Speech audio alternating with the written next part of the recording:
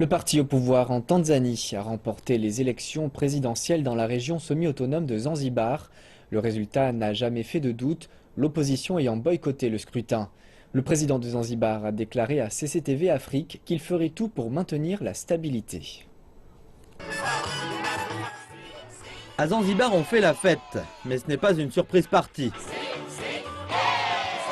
Les supporters du parti au pouvoir, Chama Cha Mapinduzi, célèbrent la victoire à une élection à laquelle l'opposition a refusé de participer.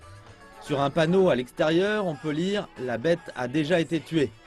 Dans certaines circonscriptions, seul un tiers des gens ont voté et on ne compte aucun observateur étranger.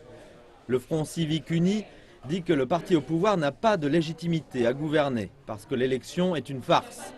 Or, leur boycott a donné plus de 90% des voix aux vainqueurs qui pourraient décider de laisser complètement l'opposition de côté. What will be your next move when it comes to the opposition party CUF? Will you be talking to them or what will happen next? Well, it depends upon the situation. Cela va dépendre de la situation. Je vais voir ce qui va se passer. Et ensuite, nous prendrons la décision appropriée. Sinon, je vais diriger le gouvernement pendant 5 ans. Would you rule out working with them? It depends. Ça dépend. Ils ne contestent pas l'élection. La question est, comment travailler avec eux? De nombreux électeurs d'opposition pensent que les résultats de lundi ont été truqués. Cet homme dit qu'il ne croit pas aux élections et qu'il ne fait pas confiance à la commission électorale. Beaucoup disent que la police les a pris pour cible sans raison et les ont intimidés pour les empêcher de protester. Nous en avons parlé à la police et ils ont dit qu'ils allaient enquêter. C'est possible que ça soit arrivé, ou pas. Mais nous avons pris des mesures pour une meilleure atmosphère, plus calme et sereine, et sans activité criminelle.